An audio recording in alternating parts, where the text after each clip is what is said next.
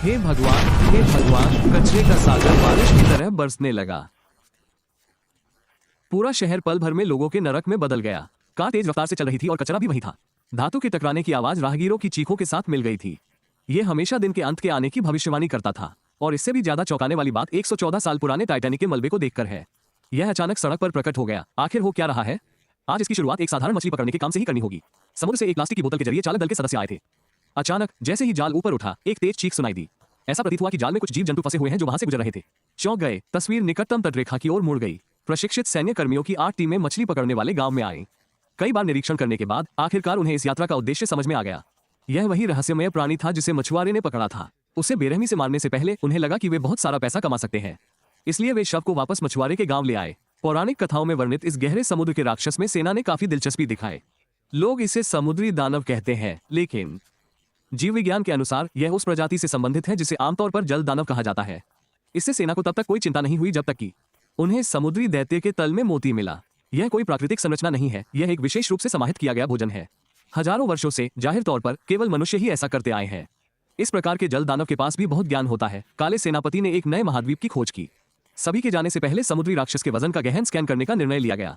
जलराशि के दानव तक धीरे धीरे केवल 8 ग्राम ही पहुंचा। वो मन ही मन प्रार्थना कर रहा था, चाहे कुछ भी हो जाए, ये खो गया है। बाद में बाकले और अन्य लोग तट पर विशेष उपकरण लेकर आए। यही वो बात है जो अश्वेत कमांडर ने विशेष रूप से कही थी। Deep sea launch translation EOP के लिए अनुरोध किया गया। ज्ञानवान जल राक्षसों से संपर्क स्थापित करो। रात में शांति होने तक प्रतीक्षा करो। जलराशि के शरीर की रक्षा के लिए तैनात सैनिक आपस में बातचीत कर रहे थे। जब कौशल की बारी आई तो पता चला कि कुछ गड़बड़ है। मूल कठोर सीमेंट का फर्श वास्तव में निकल गया। पानी में कदम रखना दलदल में गिरने जैसा है। महिला सैनिक ने अभी तक अपने शरीर में हो रही घटनाओं पर कोई प्रतिक्रिया नहीं दी है। वो अपने साथी के साथ फंसा हुआ है। वो बिल्ली की तरह है। अगर आप सेना में जाना चाहते हैं, तुम कुछ नहीं कर सकते। एक काले हाथ ने उसे सीधे दलदल में धकेल दिया। फिर पानी एक एक करके चालू हो जाता है। जैसे ही अंधेरी बारिश रुकी, उसने लटकते हुए जलराशि के राक्षस को उतार दिया। अलार्म बजते ही और बेस पर सो रहे सैनिक तेजी से शिविर से बाहर निकल आए। उनके घटनास्थल पर पहुंचने का इंतजार करो। इसी दौरान जलराशिफल 2 रक्षकों के साथ गायब हो गया। मूल दलदली भूमि पुनः ठोस सीमेंट के फर्श में परिवर्तित हो गई। बाकले ने अपने पैरों के नीचे कुछ असामान्य चीज देखी। उसने जमीन से एक कुर्सी खींची। इसके परिणामस्वरूप कमांडर ने एक वॉकी टॉकी का उपयोग करके 2 लापता लोगों को फोन करने की कोशिश की। उसे अपने पैरों के नीचे से एक धीमी सी आवाज सुनाई दी। उसने बार बार फर्श के नीचे दबी हुई उस अजीबोगरीब टॉकी की पुष्टि की। कुछ लोगों ने अपनी उंगलियों से सूखी मिट्टी खो दी। अचानक मुड़ी हुई भुजा वाले बाकले को देखा। वो काफी देर तक समुद्र किनारे बैठा रहा और शांत नहीं हो सका। यह उसका पहला आमने सामने का शारीरिक अनुभव है। ऐसे में दिल का डर कैसे दूर नहीं हो सकता? काले कमांडर को बहुत संदेह था। वे संयुक्त राष्ट्र के विशेषीकृत खुफिया एजेंट हैं। वैज्ञानिक रूप से व्याख्या करना कठिन विभिन्न रहस्यमय घटनाओं से निपटने में। ये कहना उचित होगा कि हर किसी ने वो दृश्य देखा होगा। ब्लडी घोस्ट बाकले को यह नहीं पता था कि बाकले को सच और तथ्य बताना होगा। वो विभाग में सिर्फ एक सरकारी कर्मचारी था। मूल रूप से नियुक्त निष्पादक छुट्टी पर चले गए हैं, इसलिए बाकले को जबरन रोककर उस पर आरोप लगाया गया और जिस कारण से उसका नाम गिरफ्तारी सूची में आया। साथ ही जब उन्हें गिरफ्तार किया गया तो सहकर्मियों को मुआवजा देने के लिए तुरंत कार्रवाई करनी पड़ी। इसलिए मैंने बाकले को बदलने में मदद के लिए बुलाया। अब उसकी आंतें लगभग पूरी तरह से नष्ट हो चुकी है। मैंने कोई पेशेवर प्रशिक्षण नहीं लिया है। मैं इन खतरनाक परिस्थितियों से निपटने में सक्षम नहीं हूँ। हालांकि कमांडर ने उसे बताया कि इतिहास अनगिनत दुर्घटनाओं से बना है। ये सभी बड़ी घटनाएं घटित होती है। एक सरकारी कर्मचारी की गवाही। मैं चाहता हूं कि बाकले वही व्यक्ति बना रहे जो लंबे समय से एक ही पद पर बैठा है। महिला कप्तान हडली ने कहा, कुंभ राशि कोई जंगली जानवर नहीं है जो मनुष्यों के प्रकट होने से पहले पृथ्वी पर निवास करता था। बात सिर्फ इतनी सी है कि यह हजारों सालों से समुद्र की तलहटी में सोया हुआ है। मुझे नहीं पता कि हाल के दिनों में उपस्थिति की आवृत्ति क्यों बढ़ गई है। खुफिया एजेंटों को लंबे समय से कुंभ राशि के अस्तित्व का पता चल चुका है। बात बस इतनी सी है कि अगर कुंभ राशि वाला व्यक्ति सो नहीं जाता है तो यह हमेशा कुछ हद तक रहस्यमय बना रहता है। ऐसा नहीं है कि मनुष्य अचानक ही पृथ्वी के स्वामी बन जाएंगे। मैंने अपने साथियों की पुकार सुनी। किसी को कुंभ राशि वाले के आने की उम्मीद नहीं थी। सभी सैनिक इंतजार कर रहे थे। बाकले अपने मूल काम पर लौट आए। रिकॉर्डिंग के लिए छोटा संस्करण निकाल लिया। जब दोनों पक्ष आपस में लड़ रहे थे तभी अश्वेत कमांडर ने एक बड़ा कदम उठाया।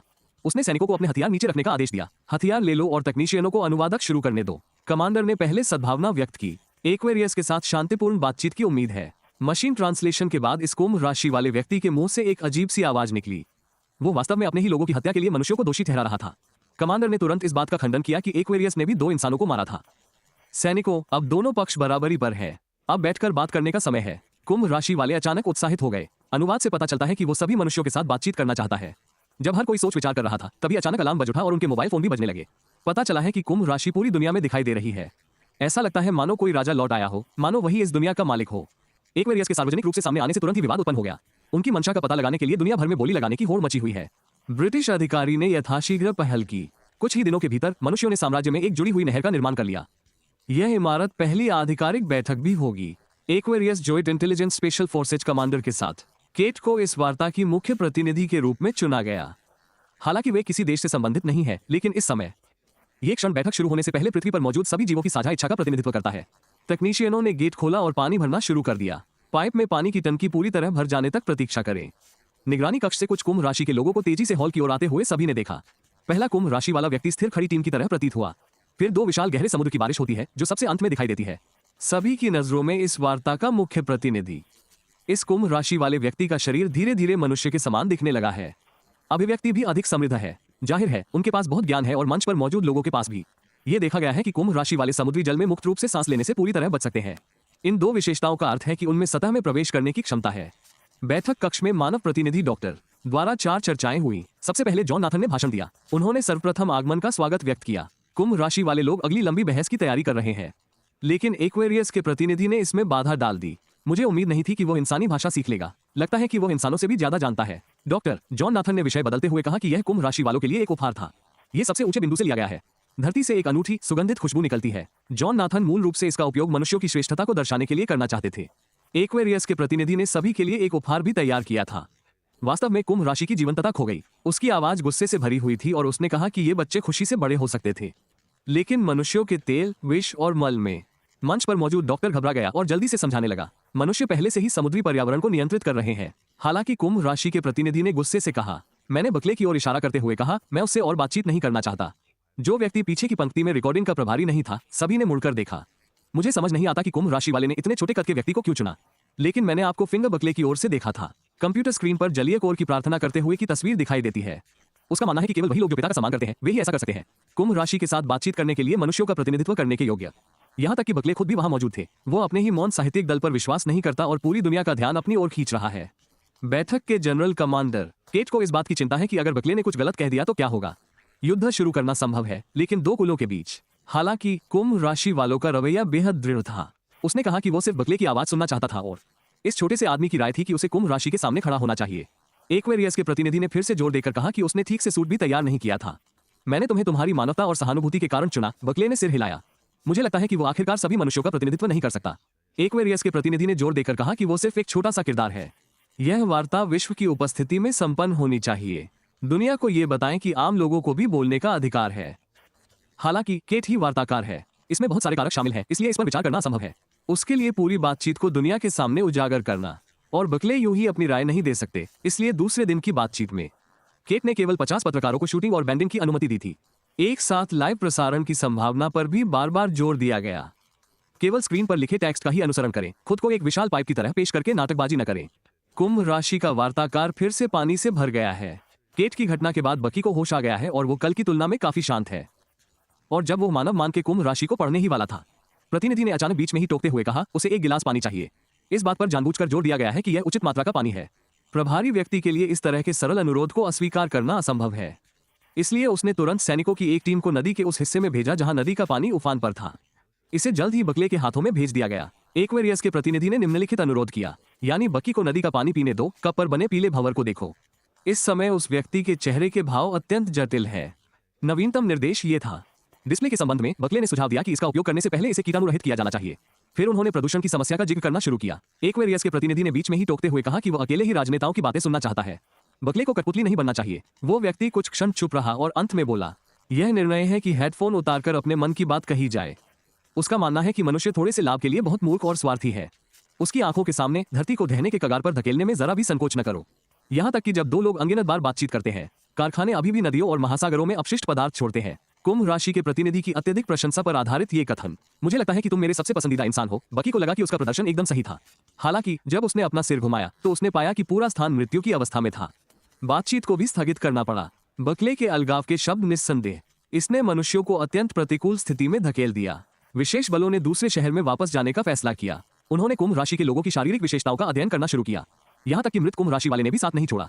इससे पहले भी सबने देखा है, कुंभ राशि वाले तुरंत तालमेल बिठा सकते हैं उन सभी लोगों के साथ जिन्हें संदेह है कि यह एक नेटवर्क संरचना है, समुद्री सेना के समान। केट को शक है कि यह एक तरह का प्राकृतिक हवा से बंधा बंधन है।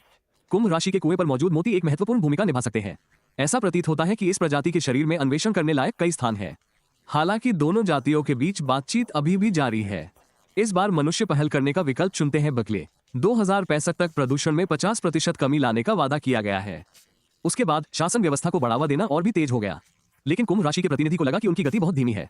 अब कुछ लोग बुरी परिस्थितियों में मर जाते हैं और वो हर दिन उस वातावरण में कठपुतली नहीं बनना चाहता था। कुंभ राशि का प्रतिनिधि ऐसा कर सकता था। 40 साल तक इंतजार करना स्वीकार्य नहीं है। बकले को तुरंत पर्यावरण शासन की व्याख्या करनी चाहिए। इसके लिए बड़ी मात्रा में सामग्री की आवश्यकता होती है और मानव संसाधन ऐसी चीज नहीं है जिसे रातों रात हासिल किया जा सके। हालांकि एक्वेरियस के प्रतिनिधि इस पर सवाल उठा रहे हैं। पर्यावरण पर शासन करने के लिए मानव शासकों का दृढ़ संकल्प। बकले ने यह भी स्पष्ट करना चाहा कि यह इसके लायक नहीं है।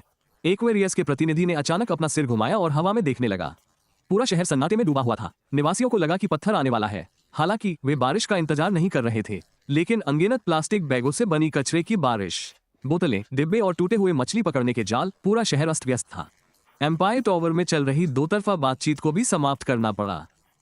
मैं बहुत डरा हुआ और बिखरा हुआ हूँ। मुझे सच में कुछ समझ नहीं आ रहा है। जो कचरा पहले समुद्र में गिरता था वो अब शहर में क्यों है? आधे घंटे से भी कम समय में पहले साफ सुथरी सड़क कचरे से भर गई थी। चारों ओर देखो, पूरा शहर कूड़े का साम्राज्य बन गया है। सबसे अविश्वसनीय बात टाइटैनिक है, जो 1 सदी से भी अधिक समय से खामोश है। ये दुनिया भर के प्रमुख शहरों के पतन के साथ न्यूयॉर्क के केंद्र में प्रकट हुआ। विश्व भर के नेता बयान जारी रखें और सभी से एकजुट होने का आह्वान करें। इसके कुछ ही समय बाद उत्पन्न होने वाले अभूतपूर्व मानवीय संकट का संयुक्त रूप से सामना करने के लिए सभी पक्षों के प्रयासों से मनुष्यों और उनके बीच बातचीत हुई।